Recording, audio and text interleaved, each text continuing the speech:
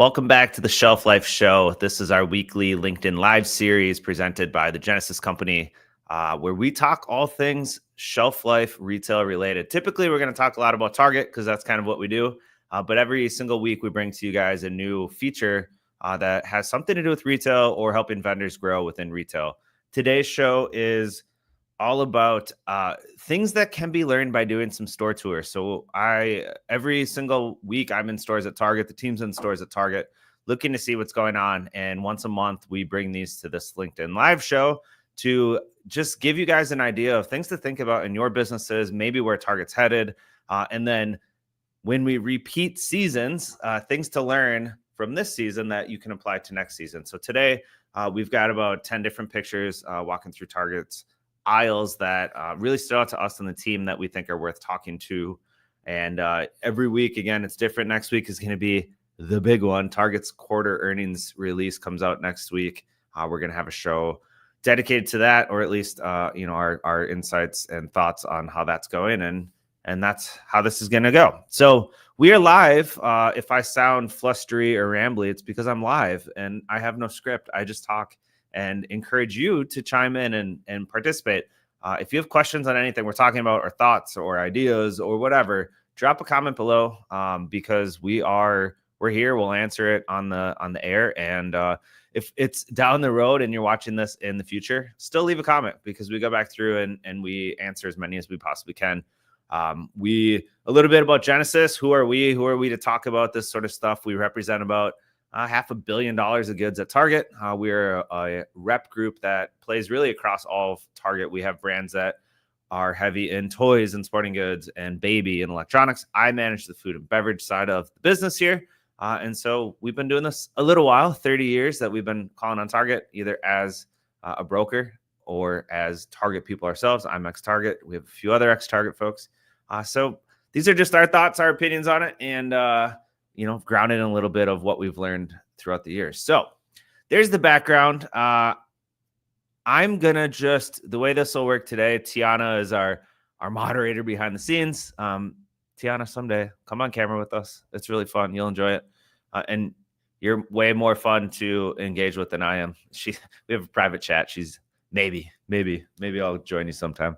So Tiana's going to pull up pictures and it's going to be like, what stood out about us? Why are we talking about this image here? And then, of course, if you're live with us, chime in. What stands out to you? What do you notice? What do you like or not like about it?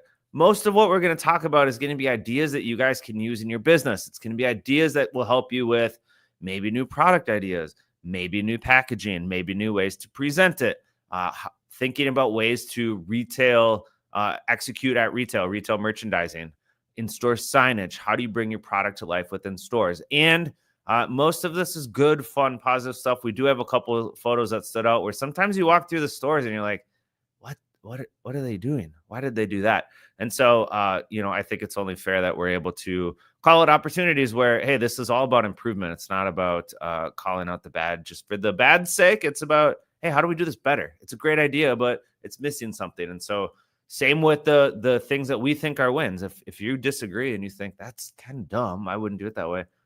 That's how we all actually get better, is having an opinion and sharing it when the opinion is, grounded in some sort of background understanding of what you're talking about in the first place. And so we can either take the opinion and use it, or we could say, thank you so much. I appreciate it, but we're good. So that's how this is going to work today.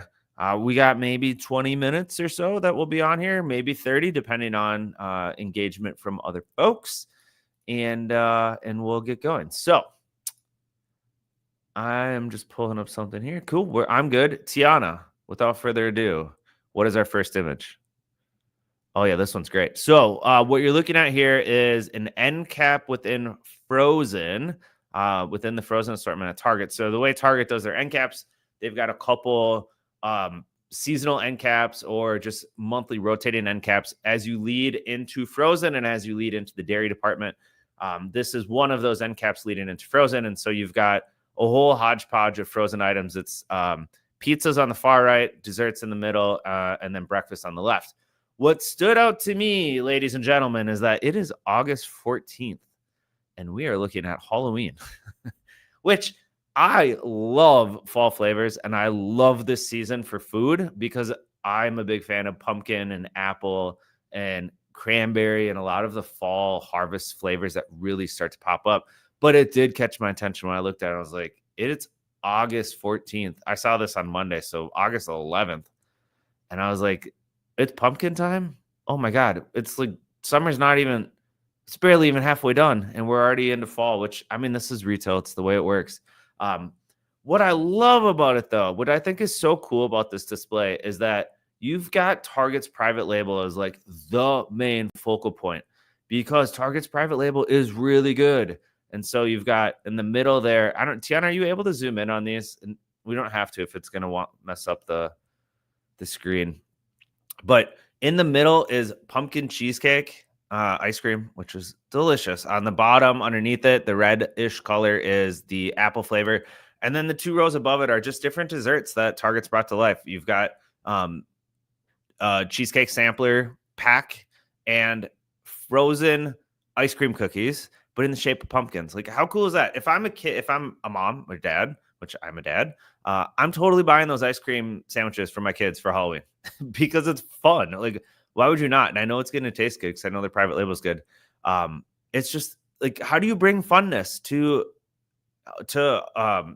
holiday where, yes, everybody thinks pumpkin. Totally get it. It's been around forever. Thank you, Starbucks. But here's a play on like, yeah, it's pumpkin, but it's a little different, right? It's a shape of pumpkins, which it's so simple, but just kind of, it just makes sense, right? It's just one of those products where you're like, yeah, that's a no-brainer. I wish I would have thought of that 10 years ago because that's just cool. And the other thing that stands out to me is that, these end caps, the reality is they want to get as much great product here, but it's also traditionally very brand focused, right? The brands are going to pay money to get into these end caps because it's great placement. You're going to sell a lot of product. I thought it was really interesting in that the focal here is all own brands, and there's a little bit of Ben and Jerry's in the well. Like, this very well could have been Ben and Jerry's and all the ice cream companies that have seasonal flavors, which they all do. But I think it's cool that Target's really standing for their own brands here and bringing this to life. So I loved it. It caught my eye. I did a double take, and of course I had to take a picture because that's kind of what I do. And that was great. Well done. Great execution here. Staying on the holiday theme, Tiana, do we have 2 slides on this one or 2 photos for this one? If not, I'll just talk through what's here. And the reason I want to zoom in is just so you can see a little better what's actually on here. What I love, again, about this end cap. So the way that this store works, this is the very last aisle. This is a super Target, so it's a little different. There's way more space, but it's the very last aisle of food. The end cap you saw before was to the left of this one. So leading into frozen, this end cap leads into dairy. And there, so you can just see a little bit better, right? It's pumpkin everything already. Like, my goodness, it stopped me in my tracks again going, holy crap. It looks great. And I know what this one flips to in Christmas and holiday. It looks just as great for holiday.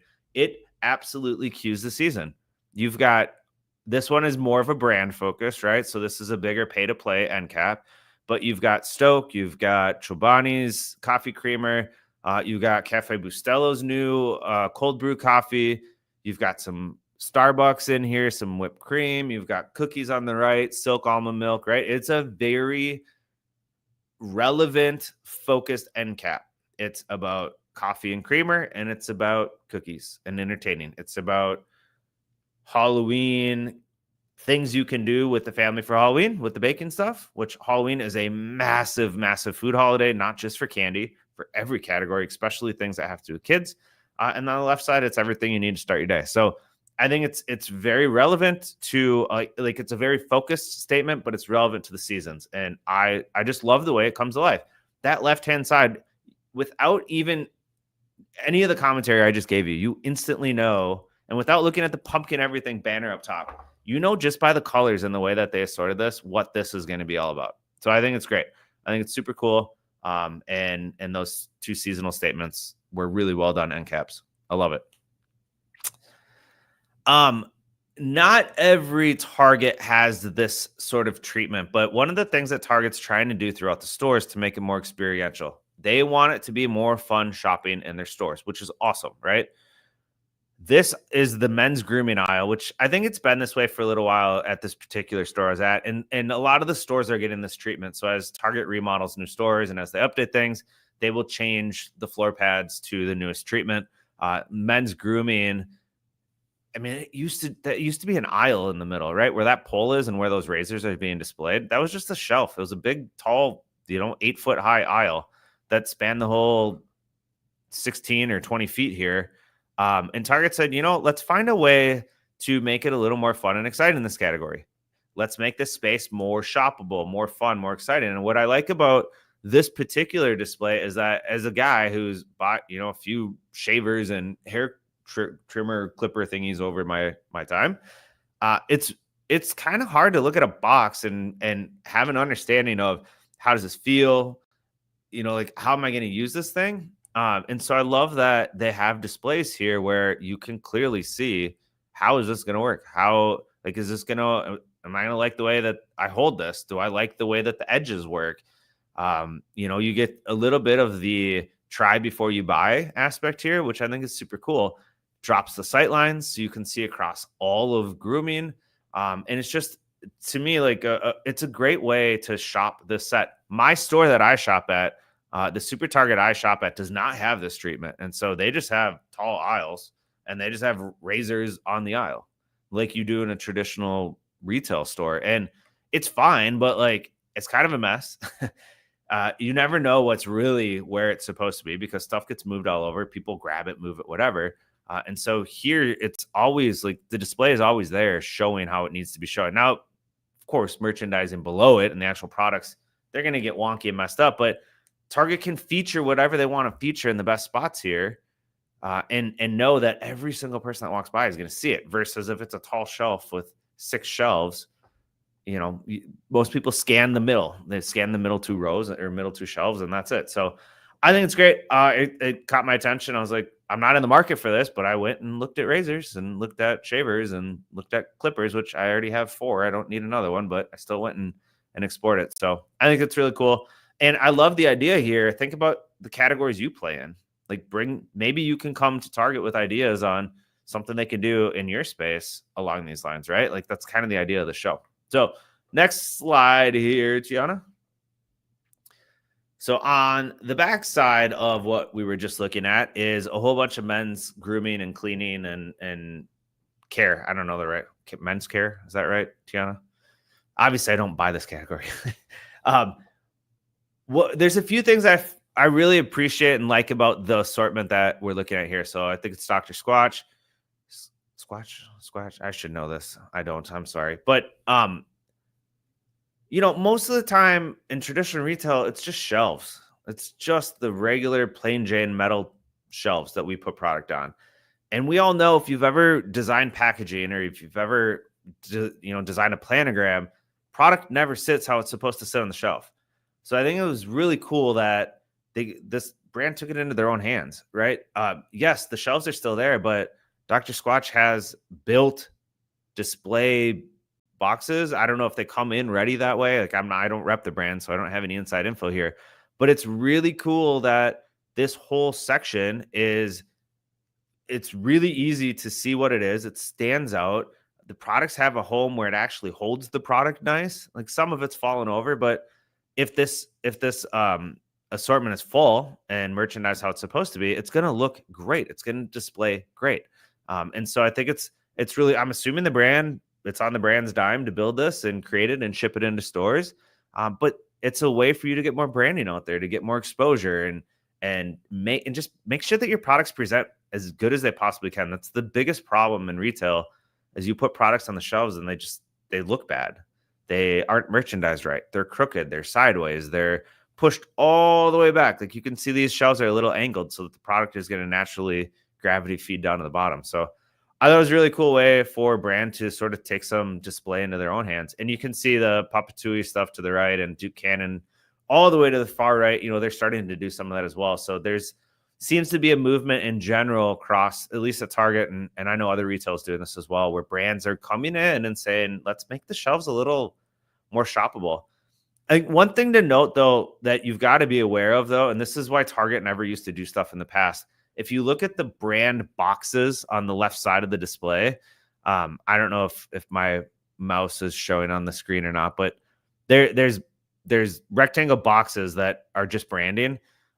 Those are great for branding, obviously, but if you're a high volume store, that's shelf space that's gone. And so Target would never really put boxes and put brand things on the shelf because they needed that space for products. So there's a give and take. There is definitely some science to this on how to maximize productivity while still maximizing branding and impressions, so to speak, as people walk through the aisle. But you want to make sure, like, you do not want to put a gigantic brand statement here with just like blocks of stuff. You want as much product as possible. All right. Next. Okay. So Target has a policy. They've had this for quite a while where quite a few of the end caps as you move out of food. So we looked at 2 end caps in food, frozen, and dairies. And as you walk around the racetrack, a lot of the other end caps that are for home or for baby or for sporting goods or whatever, they call them single price point end caps. And if I'm being completely honest, like me as a shopper, sometimes I look at the single price end caps and I'm like, I don't get it. I do not understand why those items are lumped together. I don't understand why that price point was selected because it feels like you're just getting junk to hit a price point. This one looks great and it actually makes a ton of sense. So this is going into, so it's back to school time, right? It's August here in Minnesota. Well, it's August everywhere, but in Minnesota, that's back to school time. And this is the aisle going into lunch boxes and drinkware, like things that kids are going to bring to school for snacks and for beverages and etc. So this end cap, it's $2, and it's a whole bunch of water bottles, and it's a whole bunch of bento box lunch box, which I was like, yeah, that totally makes sense. Like, it's so cheap, $2. I could just buy 5 bento boxes for $2. It's $10, right? And I would have a lunch box for every day of the week. And I wouldn't have to like my daughter has a bento box right now. She has one of the big, insulated bigger ones, but she has one. And so she brings it to to summer school with her lunch in it. And every single day, if I don't wash that thing out, right? Because we have fruit and veggies and like things that will go bad if it's left out at room temperature. And if I don't wash that thing immediately that night, or if my wife doesn't wash it, you wake up in the morning and you're like, oh crap. If my daughter leaves it at school over the weekend, which, speaking from experience, you get it on Monday and it's really full of crap that you don't want. So buying 5 of these for $2 each, it's $10. And I would have a bento lunchbox for every day of the week. Like, I liked it. I was like, this is genius. This is such a great end cap. So kudos to this one. Seasonally relevant, single price point with items that absolutely all fit together and make total sense to at least me as a parent. Cool. All right. So those were a few things that really stopped me in my tracks going, this is really great. These were a couple things where I sort of shook my head and I was like, I don't understand. Like, why is it there's so much opportunity here? So the store I was in, this assortment is in a weird spot. It's not in like the main assortment like it is in a lot of Targets, and it's in one of the sort of main aisles. So it kind of like wraps around out of OTC and comes up the main aisle. So it's kind of like it's not like this is a super important part of the category, but the placement's just odd. So I don't know if that's part of what's going on here, and that most of the ISM, the in-store signage, is made for the aisle. And so like we'll just do what we can with this particular store. But all it is for signage here is just 2 paper blue peggable pieces of paper. And behind the product, so along the pegboard is like more paper pegboard. I'm assuming the paper pegboard is in front of the actual pegboard because the actual pegboard is probably a little beat up, maybe. So like this covers scrapes and cuts and holes.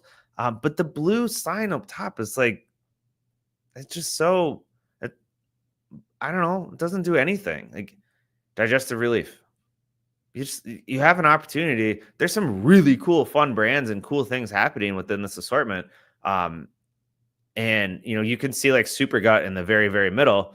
They have that shelf display thing that I was showing with the Dr. Squatch and some of the other brands too. And so like there is some cool fun stuff happening here, but the ISM is just not helping at all. So I was like, even if I was the STL at the store, I'd be thinking, can I just make something? Can we do something to call a little attention to this assortment and make it fun? Like Metamucil, is that digestive relief? I don't know. Is it more gut health? Like, would you rather just put gut health up here? I feel like that's much more of a trendy, buzzy, fancy word that every consumer in the entire freaking world is trying to find right now. So that was an opportunity. And then if we go to the next one, Tiana, this is like so well intentioned. I loved the idea. So this is back in Sporting Goods. Sporting Goods has some a section within Sporting Goods that has nutrition products and supplement products and protein, etc. And there's this ISM piece up top. And again, I don't know if we can zoom in or not. I wanted you to see the whole assortment and how this sort of lives, but the image itself is 4 images where it's, I'm gonna see if I can pull it up because I want to remember exactly what it says. So it says enhance energy, increase strength, improve recovery, and build muscle. So that's what those 4 images are. And I was looking at this sign going, okay, that's super cool. Supplement your workout. I get it. How does that tie into anything on the shelf? Like there's no further navigation as you walk the aisle on which products enhance energy, increase strength, improve recovery, or build muscle. I don't know if it's implied that this entire assortment does that, or if this was meant to be like a navigation wayfinding type thing. And so again, scratch your head going, I don't quite understand what they're trying to do here. It seems like it has tons of potential, like improve recovery. Great. Go mark every item in here that improves recovery. Build muscle. I mean, most likely it's weights, but it's also could apply to protein and some of the other things. So that could be super cool. Enhance energy. Well, which products in here actually enhance energy? Like, don't assume that the consumer is going to figure out. Like, we all know the consumer is 2 seconds. They're going to just scan an item. And if they don't instantly understand it, they're gone. So as you walked down this assortment, down this aisle, they had the sign again at the end. So it was in a couple spots within this row or within this aisle. But it didn't go any, like, it just didn't add to anything. So I thought it was like, great, good attempt, number one. And maybe this is like early ISM treatment and more's coming. I don't know. I'll go in the stores and we'll update people. But to me, it was just like somebody made that graphic and spent a lot of time on it and is probably really proud of it. And it looks super cool. And then it just goes to stores and it's like, stores put it where they were told to put it. And as a guest walking by, it's like, okay, we could have done more here. So anyways, that was opportunity area.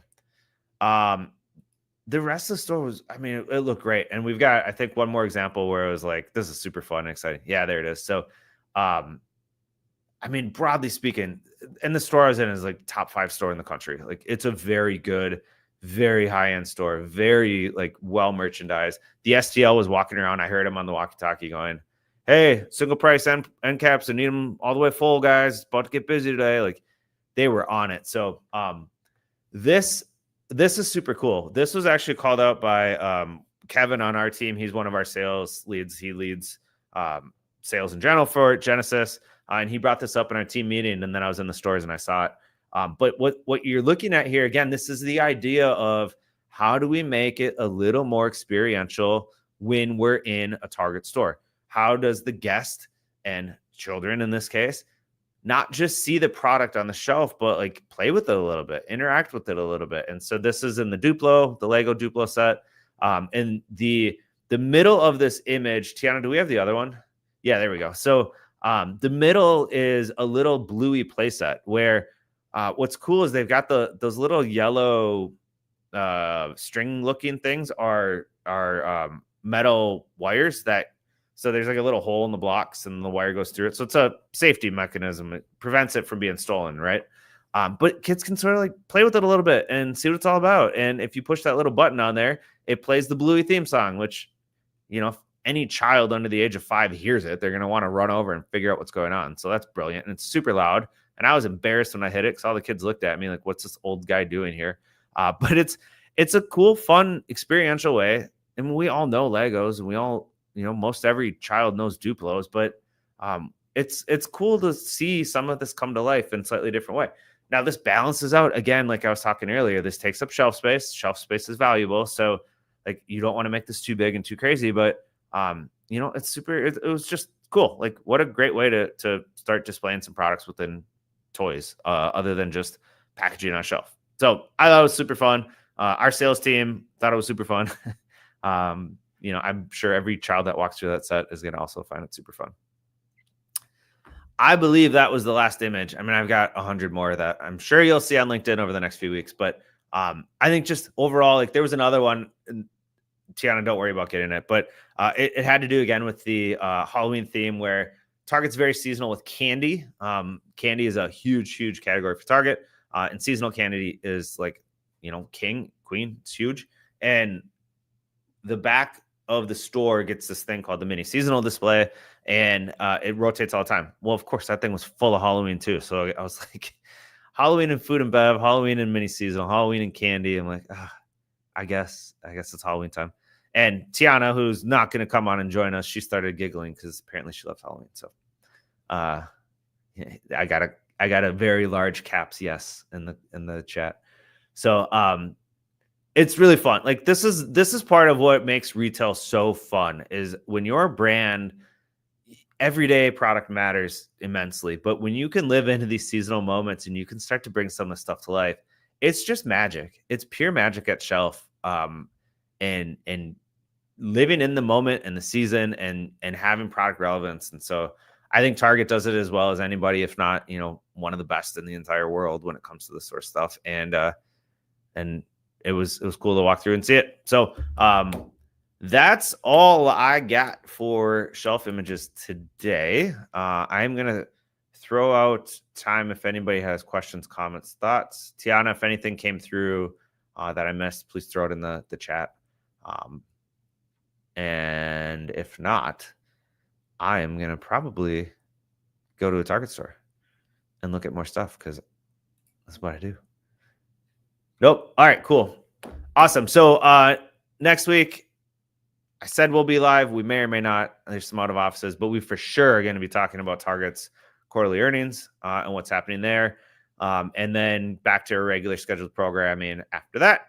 And please join us live next time if you're watching this in the future. It's more fun when we're all kind of doing this together and digging into what's going on. So I will let Tiana get back to what she needs to. And until next week, have a great week. See ya.